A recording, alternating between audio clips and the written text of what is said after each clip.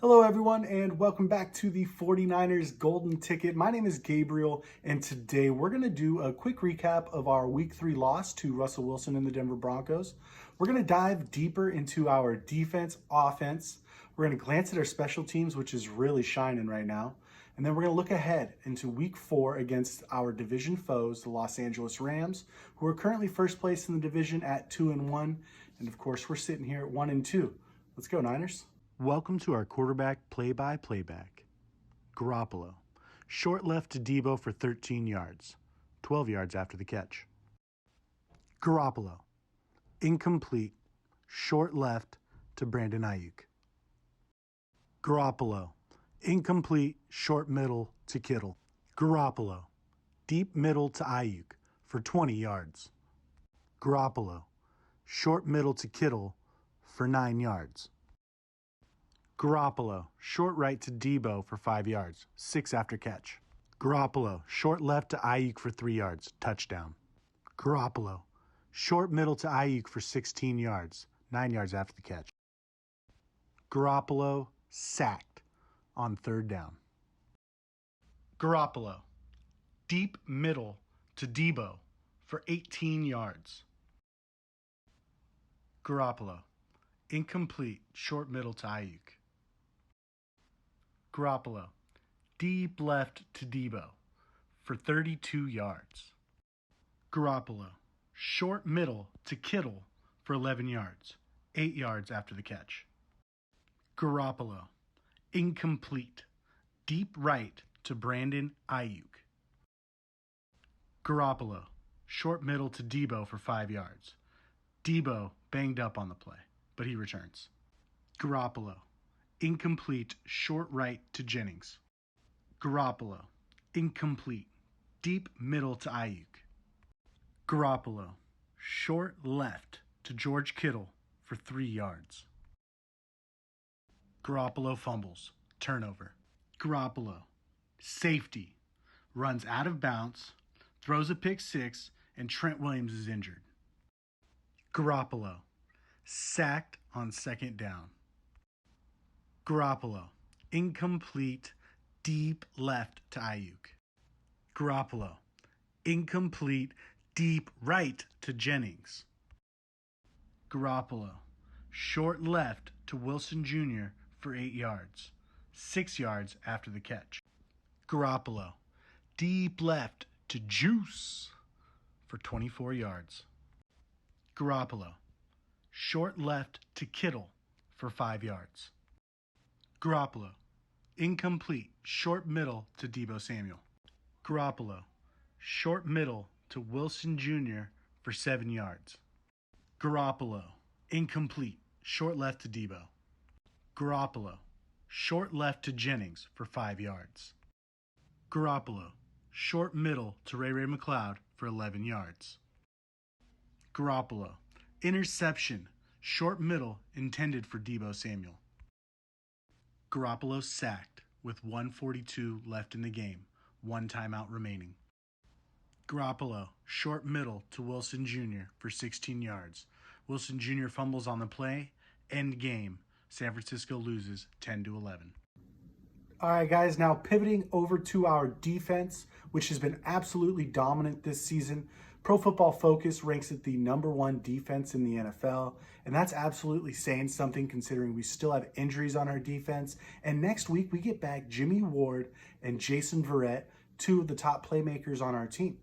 So our defense can really, hopefully, only get better from here. But let's talk about that dominant performance on Sunday night against the Broncos. We had 4 sacks. Drake Jackson and Nick Bosa have been terrorizing teams as of late. This is 2 weeks in a row consecutively that the 49ers, Drake Jackson and Nick Bosa have recorded sacks, and hopefully they're just continuing to get better.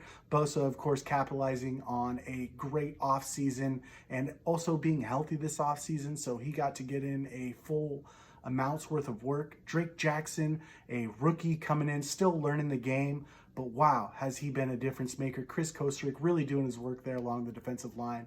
But I will say we do have one fault on the defensive line, and that fault would be our run game. The defensive line struggles to stop the run up the middle, and I'm very curious as to why the Denver Broncos got away from that. Both Melvin Gordon and Javonte Williams were gashing us up the middle, and it was tough to watch. But luckily for us, Nathaniel Hackett is their play caller, and he did not continue to gouge us up the middle, therefore leaving the 49ers defense ranked number 1. I'll take that. But also, being ranked number 1 means that we got playmakers more than just Nick Bosa and Drake Jackson. I gave a little hint there on who I'm going to talk about. Talanoa Hufanga has been a terror on the back end of this defense. Multiple tackles for loss. He's got an interception. He's all over the field. Chris Collinsworth called him Troy Polamalu's protege. Multiple people have been saying how they are comparing him to Polamalu. Of course, Polamalu has taken him under his wing and has been since working with him one-on-one. But let's look at the facts here. We should have seen this coming. He was a 5th-round pick. He shouldn't have been. He was the Defensive Player of the Year for USC, and everybody seemed to have missed it because the athletic traits might have not been there, although they seem to be showing up on film more now. His film study is evident. His read and react skills are elite. He diagnoses plays quickly, and instead of hesitating to think about what he diagnoses, he jumps right in and dominates. So he right now is the number 6th ranked safety in the NFL, which is amazing. But I'll do you one better. Tashawn Gibson. He's a former 1st-round pick himself, but he's coming in, I think, at 31 years old. There wasn't a whole lot of hope for him. However, he's the number 4 ranked safety in the NFL. The back end of our defense is absolutely flying around this year. DeMeco Ryans doing a great job. Speaking of DeMeco Ryans, is he potentially a head coach next year? I mean, he has this defense ranked number 1 despite our offense being ranked 29th. This guy is carrying our team, and there needs to be more credit given to our defense. Guys like Fred Warner looked frustrated after the game because what more could the defense have done to help this team win?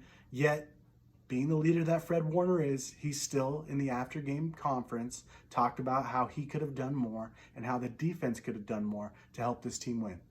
That's just crazy to me. I think Fred Warner and that defense was absolutely flying, forcing turnovers, forcing fumbles.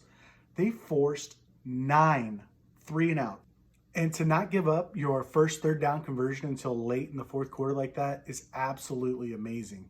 Unfortunately, the 49ers defense was still on the field for 70 plays versus our offense, which I believe was only about 52. And in those 70 plays, they still only gave up 1 touchdown and 1 field goal, a total of 9 points. Our defense played well enough to win that game, which goes to DeMeco Ryans. DeMeco Ryans has this defense playing at the highest possible level. Everybody seems to be in position. They seem to fix the penalties from week 1 that were really, really haunting the 49ers. I think we gave up 12 penalties for 99 yards. He fixed those on defense. Our offense, on the other hand, is struggling with penalties. We'll talk about that later as well. But DeMeco Ryans will be a definite head coach candidate next year. And if the Niners aren't going to make him their head coach, we might have to say goodbye to DeMeco, and that is going to be a problem because, as mentioned, he has this defense ranked number 1. Real quick, before moving completely off of the defense, I just want to say Mitch Wishnowsky has been an absolute stud for this team, pinning teams deep within their own 20, multiple times within the 5, but 8 times so far this year. In 3 games, Mitch Wishnowsky has pinned the opponent within the 20-yard line, and that sets it up great for our defense. Good field position, and possibly why we're able to get so many 3-and-outs, because opposing offenses are struggling with field position. Wow, has he been an asset? You know, previous 4th-round pick, there was a lot of questions. We weren't sure if he was going to be able to grow into that draft capital. It's a very high pick to spend on a punter, which was strange, but now he's absolutely showing why he was worth the pick. Okay, now taking a look at our offense, which has definitely been a topic of conversation. As I mentioned earlier, the 49ers are PFF ranked 29th this season so far on offense. And that's just unacceptable, especially when everybody keeps calling Kyle Shanahan a genius. He was an offensive genius, but I got to say, when he was with Atlanta and took that number 1 offense to the Super Bowl, We haven't seen an offense like that here in San Francisco. It's been a very run-heavy, slow, methodical approach. But right now, that slow, methodical approach seems to be holding us back. But before we jump into that, let's look at Jimmy Garoppolo and what he was able to do on Sunday. And it wasn't great.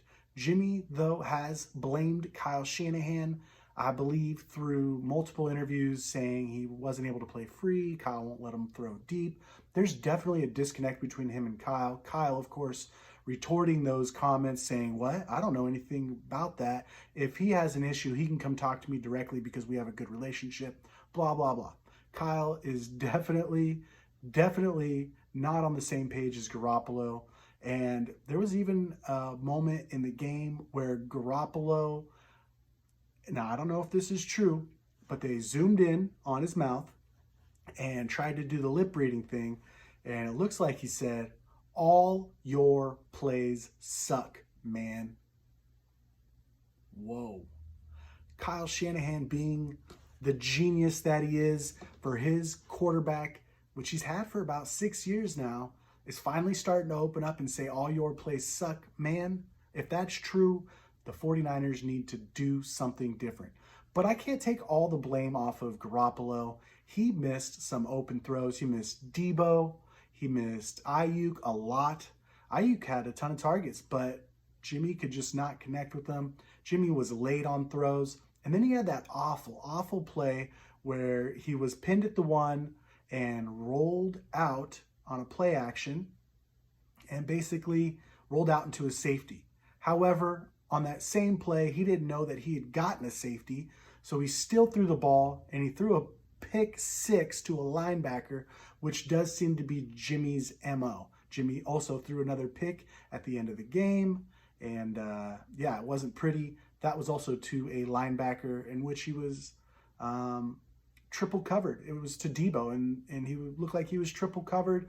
The ball was high, tipped, and ended up in a linebacker's hands. So Jimmy Garoppolo is definitely not flawless, but right now he is our best chance to win, and him and Kyle need to get on the same page. Speaking of Kyle, is it time to start talking about replacing him?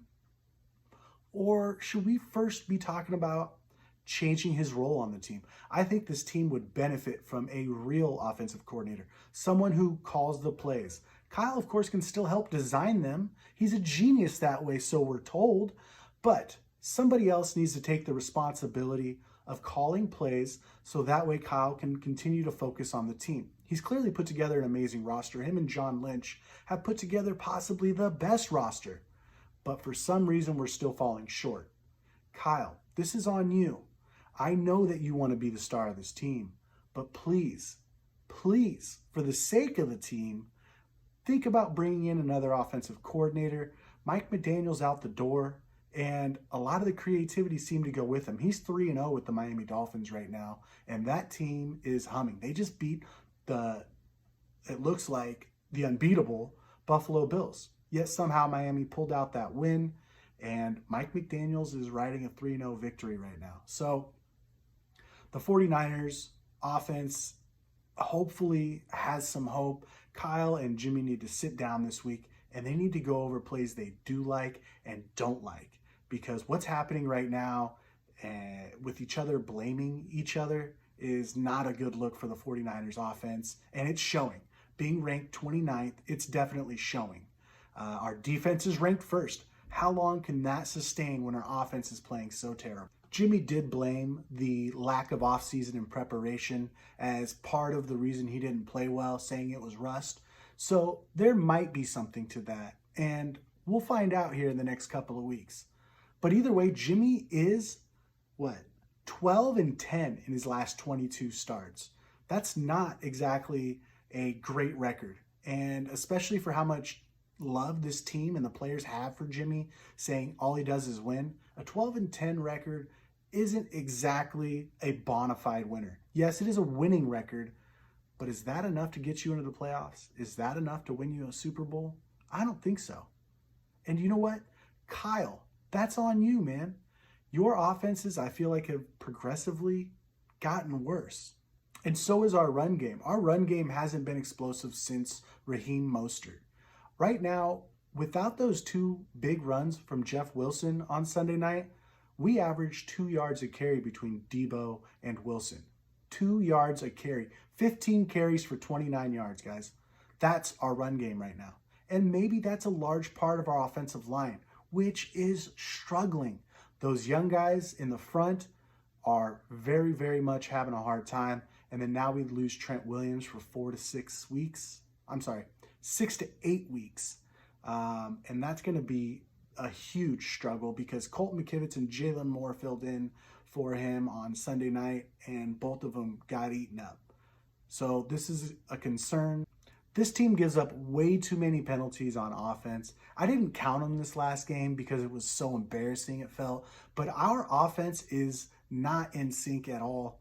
And that, again, is another big part of what's wrong with Kyle Shanahan. Kyle Shanahan hasn't had 2 winning seasons in a row, and that is a major red flag. Do you think other coaches would get 6 years without having 2 consecutive winning seasons? Now let's look at this struggling offensive line. We got Mcglinchey at right tackle.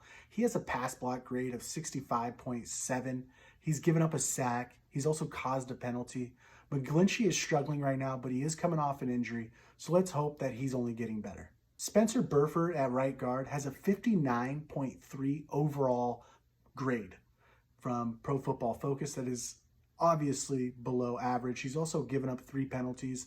Another player that's struggling. Struggling even more than Spencer Burford, we have Jake Brindell at center. He has a 50.7 overall grade, and he himself has given up 2 penalties. Our offense in the interior is inexperienced and very much having a hard time. The penalties, the grades, they're not good. Aaron Banks, however, seems to be a potential bright spot. He has a 77 overall grade, and he has not given up any penalties. Let's hope he can keep it up on Monday night against Aaron Donald, who's probably going to be the most disruptive defensive tackle that he's going to face all year. Now at left tackle, Trent Williams went down on the same play that Jimmy Garoppolo took a safety and then threw a pick 6. Trent Williams went down on that play with a high ankle sprain, is expected to miss 6 to 8 weeks, and he himself was struggling a bit, but his backups are struggling even more. They put Jalen Moore into the game, and his overall pass blocking grade from PFF is an absolute 0. He went in for 7 snaps and instantly gave up a sack. They took him out of the game and put in Colton McKivitz. McKivitz got about 13 snaps, and he did play a little bit better. He has a 66.3 overall grade. Let's see if that'll improve because I assume McKivitz will be our tackle going forward. But that is a scary offensive line, and that's going to be scary for Jimmy Garoppolo. All right, guys, looking ahead to our matchup against the Rams. The Rams are currently PFF ranked 3rd in the NFL, whereas the 49ers are tied for 11th. So the Rams, as far as power rankings go, have a huge advantage here, as well as at the quarterback position. Matthew Stafford has a 72.6 PFF grade, and Jimmy Garoppolo has a 52.7. So that's a 20-point difference as far as PFF grade. So in other words, Matthew Stafford is a starting quarterback, and Jimmy Garoppolo right now is not. But that's not the whole tale. The 49ers offensive line is probably going to struggle to run the ball as well. Again, mentioning last time that they averaged 2 yards a carry outside of the 2 big runs. 15 carries for 29 yards is not going to get it done against the Rams. And on the other side of that, I think Cam Akers is a very good inside running back. And Sean McVay is not Nathaniel Hackett. I think Sean McVay is going to run Akers up the middle, and we're going to struggle to stop him. So Matthew Stafford might not need to shine in this game, because if he does, he'll definitely be likely to throw a pick. This secondary is lights out right now. I anticipate the 49ers to play Samuel Womack instead of Diamador Lenore like they did last game, because Womack is a turnover machine and, in my opinion, a better matchup for Cooper Kupp. He is faster, longer than Diamador Lenore. Lenore is a potentially better slot corner, but we need some speed there right now, and I think that Samuel Womack is the guy. And who knows, Every time he's on the field, he seems to force a turnover. Last week, he was on the field for one drive, and he did force a fumble, although the 49ers didn't recover it. So get Sam Womack involved, but I do have the Rams winning this game 17-13. I'm sorry, Niners fans, but I just don't see enough strengths in this team. There's too many penalties on offense. We are not clicking. We are not in a rhythm, and we don't have an identity other than defense. Defense is our identity, and that's why it's ranked first. Kyle Shanahan's a genius, an offensive one, but it's our defense that has it going. All right, guys, that's going to wrap it up for us here at the Golden Ticket. I appreciate all of you guys tuning in. I hope you guys learned something today, enjoyed a little bit of the conversation. But if you guys ever have any questions or if there's something you want me to talk about on the show, go ahead and follow us at 49ers GT on Twitter, or you can leave a comment in the comment section. Don't forget to like and subscribe, guys. I look forward to talking to you again. See you next time.